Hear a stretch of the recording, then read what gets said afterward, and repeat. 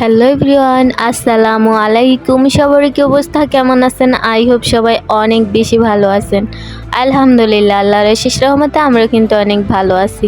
এই তো নতুন আরেকটা দিনে নতুন আরেকটা ভিডিও নিয়ে চলে আসলাম। আই হোপ আজকের ভিডিওটা আপনাদের কাছে অনেক বেশি ভালো লাগবে। তো আমি হচ্ছে সকালে আর কি সকালে তখন 11টা-12টা মনে হয় বাজে, মানে সকাল বললে ভুল হবে, দুপুরের দিকে বাজারে গেছিলাম। আর সকালের দিকে কিন্তু আমি দুপুরে রান্না করেই গেছি। তো আসার পরে আর কি যেহেতু একটু দরকারি গিয়েছিলাম, তো আসার পরে হচ্ছে আসার টাইমে আর কি কিছু বাজারও নিয়ে আসছি। যেহেতু দেখা যায় যে একটা দরকারে গেলে আরেকটা দরকার এমনিতেই আর কি হয়ে যায়, তো এমনিতে একটা দরকারে যাওয়ার পরে হচ্ছে আমি কিছু বাজার করে নিয়ে আসছি। দরকার ছাড়া তেমন বাজারে যাওয়া হয় না। তারপর যখন দরকার হয় সবজি আনার, মাছ আনার, মাংস আনার বা কোনো কসমেটিক আনার, জায়গা আনার লাগে বা কোনো প্রয়োজনে যখনই যাই একটা আনতে গেলেও দেখা যায় যে অন্যটা সাথে নিয়ে আসি। এটা আমি না, আমার মনে হয় প্রতিটা মেয়েরই একটা অভ্যাস, মানে একটা জিনিস আনতে গিয়ে হাজারটা জিনিস নিয়ে আসা। বিশেষ করে কসমেটিকের দোকান বলেন বা বাজারে গিয়ে বলেন যে একটা সবজি কিনবো, এটা কখনই পসিবল না। একটা দেখলে মনে হয় যে আরেকটা কিনে নিয়ে আসি। আবার যখন শপিং করবেন দেখবেন শপিংয়ের ক্ষেত্রেও কিন্তু এই জিনিসটা বেশিরভাগ হয় যে একটা জামা চয়েস হয়েছে যে আমি একটা বাজেট নিয়ে গেছি যে এই টাকা দিয়ে আমি শপিং করব, কিন্তু দিন শেষে গিয়ে দেখা যায় যে ওর থেকে এক ডাবল বেশি হয়ে যায় শপিং করতে গেলে। মানে একটা পছন্দ হয়েছে সাথে আরেকটাও পছন্দ হয়ে গেছে, তো দুইটা আনতে গেলে দেখা যায় যে যে বাজেট নিয়ে যাওয়া হয়েছে তার থেকে ডাবলই প্রয়োজন হয়। বিশেষ করে প্রতিটা মেয়েরই একটা অভ্যাস, অনেক বেশিরভাগ মেয়েরই আমার মনে হয় এই অভ্যাসটা। তো যাই হোক, আমি হচ্ছে আসার পরে তেমন কোনো ভিডিওই আর কি নেইনি। তো এটা হচ্ছে পরের দিনের ভিডিও রান্নার। আর পরের দিন হচ্ছে কী করে রান্না করছি ওগুলোই হচ্ছে একটু ভিডিও ক্লিপ নিয়ে রেখে দিয়েছিলাম আপনাদের মাঝে শেয়ার করার জন্য। তো এখানে হচ্ছে আলু দিয়ে করলা ভেজে নিতেছিলাম। আর এমনিতে খালি করলা রান্না বলেন ভাজি বলেন আমি খাই না, তো সাথে হচ্ছে একটু আলুর পরিমাণটা একটু বেশি দিয়ে ফেলছি যাতে তিতা না লাগে, বা তিতা হলে আমার ভালো লাগে না। আর এখানে হচ্ছে পাঁচ মিশালি আর কি সবজি রান্না করে নিতেছিলাম।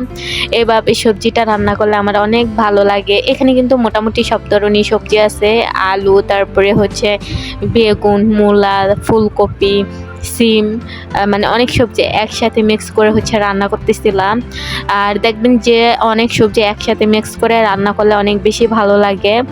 আর আলহামদুলিল্লাহ সবজিটা কিন্তু খেতে অনেক বেশি মজা ছিল।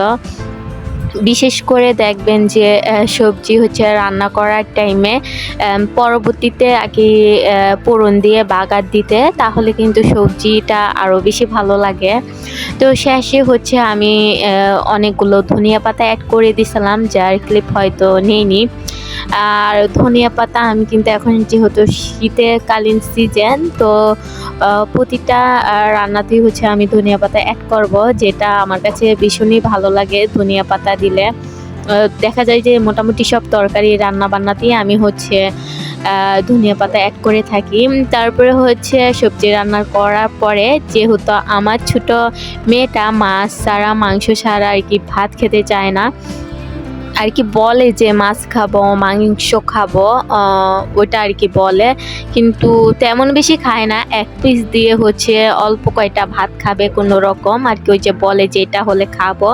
তো ওর জন্য হলো প্রতিদিন আমাকে মাছ রান্না করতে হয়। তো এখানে হচ্ছে সবজি রান্না করলাম, করলা ভাজি করলাম, তারপরে হচ্ছে এখানে পাঙ্গাস মাছ ভেজে কড়া করে তারপর হচ্ছে লাল লাল করে ভুনা করে নিতেছিলাম। আমার মেয়ের জন্য রান্না করছি। তারপরেও হচ্ছে আমি কিন্তু এখানে অনেকগুলো কাঁচামরিচ কেটে দিছি, দেখলে হয়তো বা বুঝতে পারতেছেন তরকারিটা অনেক ঝাল ঝাল হয়েছে। আর খেতে কিন্তু অনেকটা কষ্ট হয়ে গেছে, যেহেতু আমরাও খাবো, তো ওই কারণে ঝালের পরিমাণটা একটু বেশি দিচ্ছি। আর শেষে হচ্ছে একটু ধনিয়া পাতা অ্যাড করে দিলাম। আমার মেয়েটা কি বলে যে যেই সারাদিনে বেলা বা 2 বেলা 1 বেলা ভাত খাই, ওটা হচ্ছে যে আম্মু আমি মাছ দিয়ে ভাত খাবো এটা বলে। বিশেষ করে ওর জন্য আগে হচ্ছে আমি মাছ ভেজে রেখে দিতাম, কিন্তু এখন আর তা করি না। আমরা যাই রান্না করি ওটা দিয়ে খাওয়ানোর চেষ্টা করি। আমার মনে হয় এই অভ্যাসটা করানো প্রতিটা মায়েরই উচিত, কারণ পরবর্তীতে দেখা যাবে যে ওরা কিন্তু আপনারা যেই ঝাল টাইপের তরকারিটা খান পরবর্তীতে ওরা কিন্তু ঝাল খেতেই পারবে না। তা আমার মনে হয় এখন অল্প অল্প করে হলো তাদেরকে ঝাল খাওয়ানো উচিত। তো যাই হোক, রান্না বান্না শেষে খাওয়া দাওয়া করে বিকালের দিকে কিন্তু আমার মেয়েকে নিয়ে একটু ছাদে ঘুরতে গেছিলাম। ওইরই হচ্ছে একটু ভিডিও ক্লিপ নিয়েছিলাম আপুদের মাঝে শেয়ার করার জন্য। মাশাআল্লাহ ছাদের ভিউটা কিন্তু অনেক ভালো লাগতেছিল।